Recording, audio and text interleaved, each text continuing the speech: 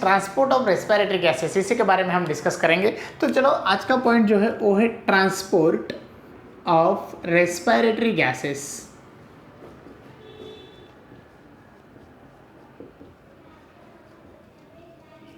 Transport of respiratory gases. अब देखो student, actually respiratory gases किस प्रकार के होते हैं और कौन से रेस्पिरेटरी गैसेस है। जो रेस्पिरेटरी गैसेस हम रेस्पिरेशन के अंदर यूज करते हैं, अभी रेस्पिरेशन के अंदर यूज करने वाले रेस्पिरेटरी गैसेस कौन से हैं? तो सबसे फर्स्ट वाला जो है स्टूडेंट, जिसे हम ऑक्सीजन कहते हैं, ऑक्सीजन। अनदर जो है that is the carbon dioxide, carbon dioxide, ठीक है। इसी तरह से दो इंपॉर्टेंट गैसेस है जो हम रेस्पिरेशन के अंदर यूज कर सकते हैं, और रेस्पिरेशन के लिए हम यूज कर रहे हैं तो इसे हम रेस्पिरेटरी गैसेस के नाम से जानते हैं। तो इन्हीं को हमें ट्रांसपोर्ट करना है। तो इन्हीं गैसेस को जब हम ट्रांसपोर्ट करते हैं तो ऑक्सीजन और कार्बन डाइऑक्साइड, इन्हीं का जो भी कुछ इंपॉर्टेंट है वो हमारे बॉडी के लिए अवेलेबल होता है। तो चलो ट्रांसपोर्ट ऑफ रेस्पिरेटरी गैसेस के बारे में हम आगे बढ़ते हैं। सबसे फर्स्ट हम देखेंगे student transport of oxygen. Transport of oxygen यानी कि हमें ऑक्सीजन को ट्रांसपोर्ट करना है, और जो ऑक्सीजन ट्रांसपोर्ट हो रहा है वो दो डिफरेंट फॉर्म के अंदर होता है। फर्स्ट वन है स्टूडेंट, जो फॉर्म होता है transport in the form of dissolve state, ठीक है। कौन से स्टेट में फॉर्म हो रहा है? डिसॉल्व स्टेट के अंदर।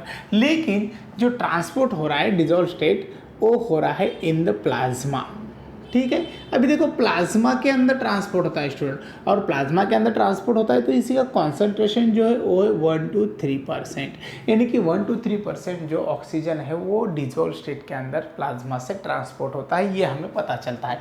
उसके बाद सेकंड जो है student, that is the oxygen transport होता है in the form of oxy haemoglobin complex, haemoglobin complex, इसी के फॉर्म में वहाँ पर ट्रांसपोर्ट होता है, यानी कि transportation of oxygen that is the oxy haemoglobin complex form. अगर इतना ट्रांसपोर्टेशन हो रहा है ऑक्सी हीमोग्लोबिन कॉम्प्लेक्स के फॉर्म में, तो इसी का ट्रांसपोर्टेशन का जो भी कुछ वहाँ पर परसेंटेज है, जिसे हम कॉन्सेंट्रेशन कहते हैं, वो है 97 to 99%।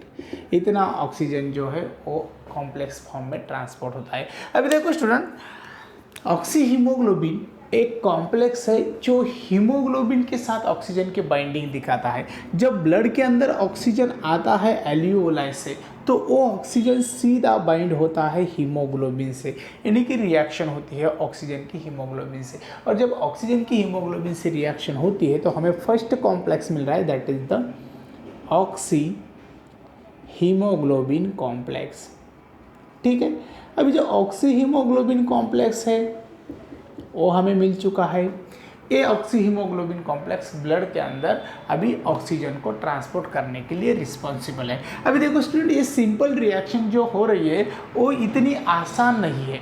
इसी रिएक्शन को जब हम देखते हैं तो हमें पता है एक्चुअली इसी के अंदर हीमोग्लोबिन है, और जो हीमोग्लोबिन है वो हीमोग्लोबिन क्या है? तो स्टूडेंट, हीमोग्लोबिन जो है उसी के अंदर हमें दो डिफरेंट पार्ट्स दिखाई देते हैं, और दो पार्ट से बना हुआ एक कॉम्प्लेक्स यहाँ पर हीमोग्लोबिन है, जिसके अंदर फर्स्ट वन है स्टूडेंट, जिसे हम कहते हैं प्रोटीन्स और ग्लोब्यूलाइन प्रोटीन, यानी कि ग्लोब्यूलाइन प्रोटीन से बना हुआ पार्ट उसी के अंदर प्रेजेंट है। और जो अनदर है वो आयरन कंटेनिंग फायरिन रिंग्स है स्टूडेंट, ठीक है। तो इसी तरह से दो इंपॉर्टेंट पार्ट्स हमें हीमोग्लोबिन के अंदर दिखाई देते हैं। यही हीमोग्लोबिन है responsible to transportation of oxygen into the blood, और जब ऑक्सीजन ट्रांसपोर्ट होता है ब्लड के अंदर तो एक Hb मॉलिक्यूल स्टूडेंट, एक जो Hb है वो ट्रांसपोर्ट करता है 4O2 मॉलिक्यूल को। अब ये किस प्रकार से ट्रांसपोर्ट होता है, चलो तो इसके लिए हम थोड़ा Hb के स्ट्रक्चर की तरफ बढ़ते हैं। जब Hb का स्ट्रक्चर हम देखते हैं तो यहाँ पर देखो Hb है। अभी इसी Hb के साथ हम स्ट्रक्चर को लेकर आगे बढ़ते हैं तो इसी के अंदर हमें 4 जो है वो Fe दिखाई देते हैं। फर्स्ट Fe है, सेकंड है, थर्ड है और फोर्थ है। अब आप सभी को पता है Fe तो वहाँ पर पॉजिटिव नेचर बताता है स्टूडेंट। तो इतना सब कुछ याद होने के बाद हमें यहाँ पर ऑक्सीजन बाइंड होते हुए नज़र आते हैं। अभी कितने ऑक्सीजन बाइंड हो चुके हैं वहाँ पर? O2। अभी देखो एक Hb मॉलिक्यूल के साथ 4 O2 बाइंड होते हैं और जो कॉम्प्लेक्स यहाँ पर मिला है वो तो इस तरह से मिला है। इसी के अंदर आयरन भी है और फेरस से, जिसे हम आयरन कहते हैं या Fe कहते हैं, वो वहाँ पर प्रेजेंट है। अभी देखो ये होने के बाद जो Hb मॉलिक्यूल, एक Hb मॉलिक्यूल 4 ऑक्सीजन को ट्रांसपोर्ट कर रहा है। ठीक है, अभी थोड़ा आगे बढ़ते हैं। अभी यहाँ पर देखो 100 ml ब्लड के अंदर, 100 ml ब्लड को जब हम देखते हैं तो उसी के अंदर हमें 15 ग्राम Hb दिखाई देता है student. Means the 100 ml blood which transport 15 gram of the Hb। लेकिन जब हम 1 ग्राम Hb के बारे में सोचते हैं तो इसी के अंदर कैपेसिटी होती है 1.34 ml O2 को ट्रांसपोर्ट करने की। ठीक है, इस तरह से। अभी देखो स्टूडेंट, जो 100 ग्राम Hb है इसी का कॉन्सेंट्रेशन कम ज़्यादा होता है और ये हमें फीमेल के अंदर अलग दिखाई देता है, मेल के अंदर अलग दिखाई देता है।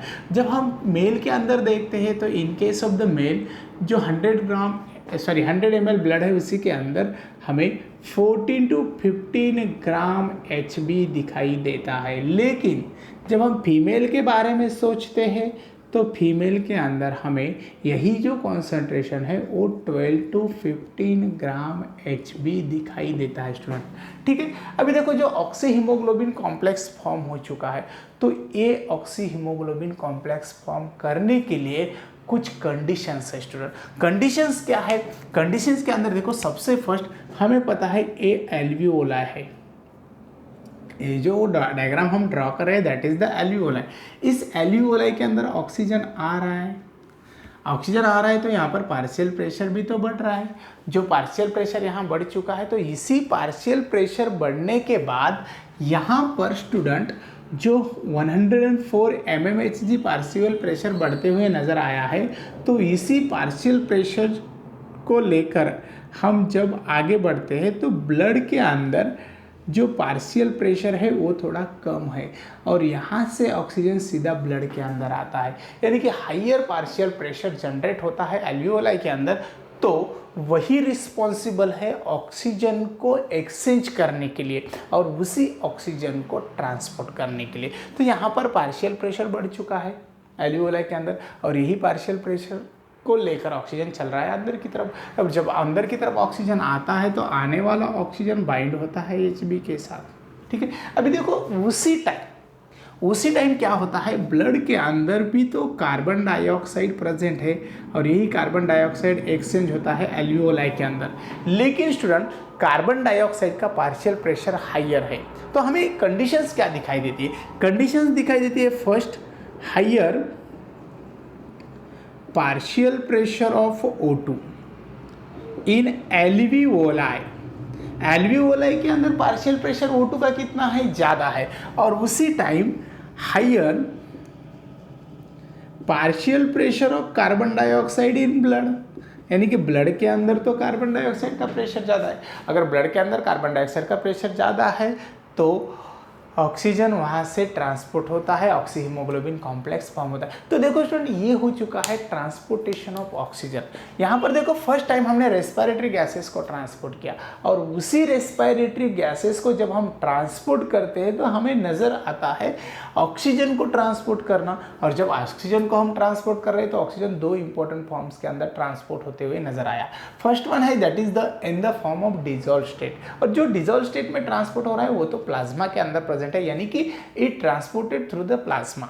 ठीक है, उसी का परसेंटेज दिया है 1 to 3%। और जो इंपॉर्टेंट बात यहाँ पर स्टूडेंट इसी के ऊपर एक क्वेश्चन पूछने के चांसेस हो सकते हैं। 1 to 3% ऑक्सीजन ट्रांसपोर्ट होता है जो प्लाज्मा के अंदर। उसके बाद in the form of oxy haemoglobin complex that is the next type oxygen transport होता है। तो कॉम्प्लेक्स के फॉर्म में ऑक्सीजन ट्रांसपोर्ट हो रहा है तो वो नियर अबाउट 97 to 99% ये वाला है, यानी कि 97% ये भी पूछने के चांसेस है एग्जाम के अंदर। तो इतना ऑक्सीजन ट्रांसपोर्ट होता है कॉम्प्लेक्स फॉर्म में, और यही कॉम्प्लेक्स फॉर्म करने के लिए रिस्पॉन्सिबल है Hb। अभी देखो सिंपल रिएक्शन होती है ब्लड के अंदर, ऑक्सीजन है जो आने के बाद बाइंड होता है हीमोग्लोबिन से, और हीमोग्लोबिन से बाइंड होने के बाद ऑक्सी हीमोग्लोबिन मिलता है, और जो ऑक्सी हीमोग्लोबिन मिल रहा है स्टूडेंट वो ऑक्सी हीमोग्लोबिन अभी ट्रांसपोर्ट होता है। तो चलो हीमोग्लोबिन एक्चुअली क्या है, तो हीमोग्लोबिन जो यहाँ पर हमने डिस्कस किया है उसी के अंदर दो इंपॉर्टेंट पार्ट दिखाई देते हैं। फर्स्ट वाला जो पार्ट है दैट इज द ग्लोबुलाइन प्रोटीन, यानी कि प्रोटीन्स पार्ट है। अनदर जो है वो परपायरन रिंग के साथ आयरन भी दिखाई देता है। उसके बाद 100 ml ब्लड के अंदर हमें 15 ग्राम Hb नज़र आता है। उसके बाद 1 ग्राम Hb की कैपेसिटी है 1.34 ml ऑक्सीजन कैरी करने की, और फीमेल के अंदर जब हम सोचते हैं तो 100 ml ब्लड के अंदर 12 to 15 ग्राम Hb दिखाई देता है, और मेल के अंदर 14 to 15 ग्राम होता है। ये थोड़ा डिफरेंस वहाँ पर नज़र आता है। अभी देखो इसके बाद हम Hb के बारे में एक इम्पॉर्टेंट सेंटेंस ऐड कर सकते हैं। क्या ऐड कर सकते हैं, जैसा कि देखो स्टूडेंट Hb यानी कि haemoglobin as a respiratory pigments. ठीक है, ये सेंटेंस हम यहाँ पर ऐड कर सकते हैं, हीमोग्लोबिन जो रेस्पिरेटरी पिगमेंट्स है स्टूडेंट। ठीक है, तो ये हो चुका है ट्रांसपोर्टेशन ऑफ ऑक्सीजन। अभी ऑक्सीजन के बाद कार्बन डाइऑक्साइड को भी तो ट्रांसपोर्ट करना है, जो carbon dioxide next important gas है। ठीक है, अभी देखो उससे पहले ऑक्सीजन को एक्सचेंज कैसे हुआ और कैसे किया एक्सचेंज, हमने एक्सचेंज करते हुए पार्शियल प्रेशर यहाँ पर ज़्यादा था 104 mmHg के बाद बारे में हम बता सकते हैं। तो वो पार्शियल प्रेशर एल्वियोलाई के अंदर था, तो वही पार्शियल प्रेशर की हेल्प से ऑक्सीजन सीधा चलता है ब्लड के अंदर, और ब्लड के अंदर आने के बाद वो हीमोग्लोबिन के साथ बाइंड होता है, और ऑक्सी हीमोग्लोबिन फॉर्म होने के बाद वो ट्रांसपोर्ट होता है। तो स्टूडेंट ये हो चुका है ट्रांसपोर्टेशन ऑफ ऑक्सीजन। ठीक है।